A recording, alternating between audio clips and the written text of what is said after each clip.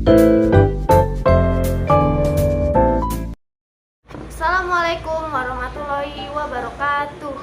Kembali dengan saya. Nah, di sini saya akan menjelaskan kembali pembelajaran tentang PPH pasal 21. Dan saya ingin menjelaskan satu persatu. Nah, jangan lupa di-subscribe, di-like, di-komen, di-share sebanyak-banyaknya, oke? Nah, di sini saya akan menjelaskan PPH pasal 21. Nah, PPH pasal 21 adalah pajak pemotongan yang dikenakan atas penghasilan yang diterima oleh seseorang wajib pajak orang pribadi atau WPOP dalam negeri atas pekerjaan, jasa, atau kegiatan yang dilakukannya.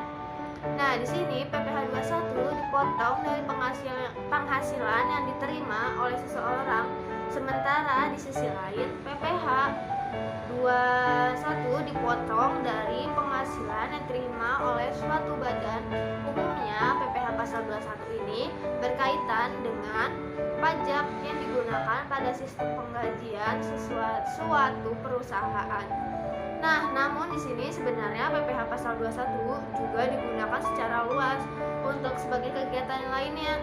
Nah, di sini ada perlakuan atas PPH 21 sangat bervariasi tergantung pada jenis penghasilannya. Nah, di sini ada sebagian kategori jenis penghasilan yang dikenakan PPH pasal 21 seperti 1. Ada penghasilan bagi tetap. Kedua, ada penghasilan bagi pegawai tidak tetap. Ketiga, ada penghasilan bagi bukan pegawai. Dan yang keempat, penghasilan yang dikenakan PPH 21 final. Dan yang terakhir, ada penghasilan lainnya. Nah, di sini ada Undang-Undang Pasal 21. Nah, sebelum mengetahuinya tentang subjek pajak dan objek pajak, ketahui dulu nih ketentuan dan hukum dalam pasal PPH pasal 21 ini dengan mengacu pada aturan-aturan yang berkait sebagai berikut. Nah, di sini ada yang pertama, ada Undang-Undang Nomor 7 Tahun 1983 sebagai Undang-Undang Nomor 36 Tahun 2008 tentang pajak penghasilan. Nah, yang kedua, ada Peraturan Menteri Keuangan Nomor 252 atau PMK 03 atau 2008 tentang petunjuk pelaksanaan pemotongan pajak atas penghasilan sehubungan dengan pekerjaan, jasa, dan kegiatan orang pribadi. Nah, di sini ada yang ketiga. Nah, yang ini ada Peraturan Dirjen Pajak Nomor per 16 atau PJ atau 2006 tentang pedoman teknis tata cara pemotongan, penyetoran, dan pelaporan pajak penghasilan pasal 21 dan atau pajak penghasilan pasal 26 sehubungan dengan pekerjaan, jasa, kegiatan, atau orang pribadi. Nah, yang keempat ada Peraturan Menteri Keuangan Nomor 102 atau PMK 010 atau 2006 tentang penetapan bagian penghasilan sehubungan dengan pekerjaan atau pegawai harian dan mingguan serta pegawai tidak tetap lainnya yang tidak dikenakan pemotongan penimbangan pajak penghasilan. Nah, di sini yang terakhir ada Peraturan Pemerintah Nomor 68 atau 2009 tentang tarif pajak penghasilan pasal 21 atas penghasilan berupa uang pesangon, uang manfaat pensiun, tunjangan hari tua, dan jaminan hari tua yang dibayarkan sekaligus. Nah, di sini ada wajib pajak PPH pasal 21. Wajib pajak atas PPH pasal 21 adalah pegawai penerima uang pesangon, pensiun, tunjangan hari tua, jaminan hari tua, ahli waris, dan wajib pajak. Kategori bukan pegawai yang menerima atau memperoleh penghasilan sehubungan dengan pemberian jasa wajib pajak yang dimaksud tersebut adalah sebagai berikut. Nah, di sini ada satu tenaga ahli yang melakukan pekerjaan bebas yang terdiri dari akuntan, arsitek, pengacara, dokter, konsultan, aktuaris, penilai, dan notaris. Nah, di sini banyak ada bintang film, pemain musik, penyanyi, pembawa acara, bintang iklan, bintang sinetron, peragawan, kru film, sutradara, dan lain-lainnya. Nah, di sini ada penghasilan yang dipotong oleh PPH pasal 21. Nah, di sini ada yang pertama ada penghasilan yang diterima atau diperoleh pegawai tetap baik berupa penghasilan yang bersifat teratur maupun tidak teratur. Nah, yang kedua ada penghasilan yang diterima atau diperoleh penerima pensiun secara teratur berupa uang pensiun atau penghasilan sejenisnya. Nah, di sini ada tarif pajak yang dimuat pada PPh pasal 21 yang dibebankan kepada wajib pajak yang telah yang ada penghasilannya. Namun sebelumnya Anda harus mengetahuinya terlebih dahulu tentang besaran penghasilannya nih, kena pajak atau PKP PPh pasal 21 yang diatur dalam peraturan di Direktorat Jenderal Pajak sebagai berikut. Nah, di sini yang pertama ada penghasilan kena pajak atau PKP. Nah, yang kedua ada penghasilan tidak kena pajak atau PTKP. Nah, di sini penghasilan tidak kena pajak PTKP. Nah, di sini ada contohnya berdasarkan PMK nomor 01 atau PMK 010 atau 2006, wajib pajak tidak akan dikenakan pajak penghasilan apabila penghasilannya wajib pajak sama dengan atau tidak lebih dari 54 juta. Objek penghasilan tidak kena pajak dipaparkan sebagai berikut. Nah, yang ada untuk diri wajib pajak orang pribadi itu minimal 54 juta. Nah, tambahan untuk wajib pajak yang udah nikah atau yang udah kawin 4.500.000. Nah, untuk istri yang memilih jumlah penghasilan tersebut telah digabung dengan penghasilannya suaminya nih ada 54 juta. Nah, di sini ada juga nih kena pajak PPh-nya nih, ada tambahan untuk setiap anggota keluarga kandung sebanyak 3 orang, untuk setiap keluarganya ada 4.500.000. Nah, di sini ada rumus cara perhitungan PPh pasal 21. Nah, PPh pasal 21 sama dengan tarif pajak atau penghasilan dikurangin dengan pengurangannya.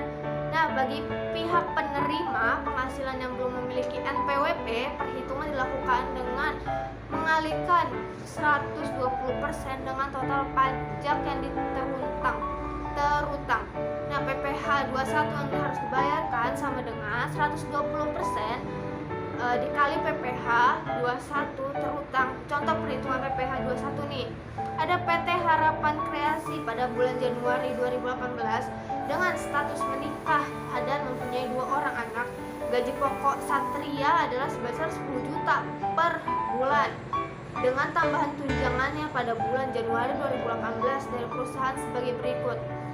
Nah, di sini dia ada tunjangan lemburnya. Tunjangan lemburnya dia adalah 1 juta. Nah, tunjangan komunikasinya dia ada 300.000. Nah, ada tunjangan transportnya 500.000. Nah, selain itu perusahaan mengikuti program BPJS Kesehatan dan BPJS Ketenagakerjaan yang menyebutkan iuran yang harus dibayarkannya sebagai berikut. Nah, satu ada jaminan kesehatan perusahaan 4% oleh karyawan 1%. Nah, jaminan kecelakaan kerja oleh perusahaan 0,24% dan jaminan kematian oleh perusahaan 0,3%.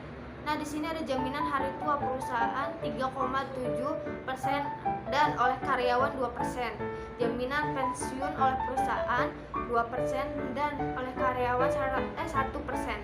Nah, maka perhitungannya nih, perhitungan PPh pasal 21 nih sebagai berikut. Di bulan Januari 2018 ada gaji pokoknya 10 juta. Nah, tunjangan lemburannya ada 1 juta. Tunjangan komunikasinya 300.000, tunjangan transportnya 500.000. Penghasilan dari pemberi kerja per bulan sama dengan, nah ini kita totalin semuanya ada 11.800.000.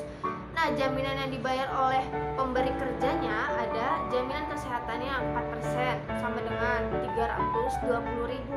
Nah, jaminan kesehatan kerjanya nih ada 0,24% sama dengan 24.000. Jaminan kematiannya ada 0,3% sama dengan 30.000.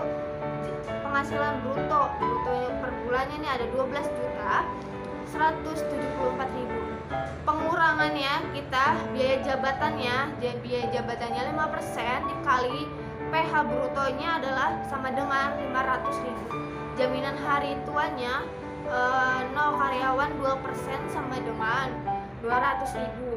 Jaminan pensiun 0 atau karyawan 1%, nah sama dengan 77.300. Nah, di sini ada perhitungannya nih, penghasilan neto per bulannya nih, yang tadi yang kita udah kita dari penghasilan dari pemberi per bulannya 11.800.000.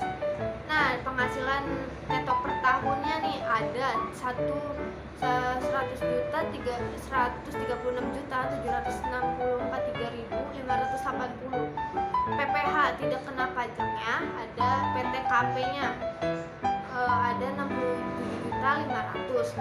Nah, PH kena pajak ya, PKP-nya ada 69.263.000. Nah, oleh karena itu PH kena pajak PKP-nya pembulatan ke ribuan terdekat, PPH 21 terutang setahun 12 bulannya nih, perhitungan semuanya per tahunnya ada 5.389.450. Nah, PPH 21 terutang Januari 2018 sama dengan dari bulan 2018 ada 449.120.83. Nah, berarti PPH yang harus dipotong oleh PT Harapan Kreasi pada bulan Januari 2018 adalah semua totalannya adalah 449.120.83.000. Nah, di sini, dari situ dia akan mengenakan pajaknya. Nah, di situ udah kita perhitungan menurut PPH pasal 21. Nah, oke. Nah, di sini saya sudah menjelaskan pengertian PPH pasal 21 dan rumus-rumusnya. Dan mungkin kalau ada kesalahan di komen di kolom komentar.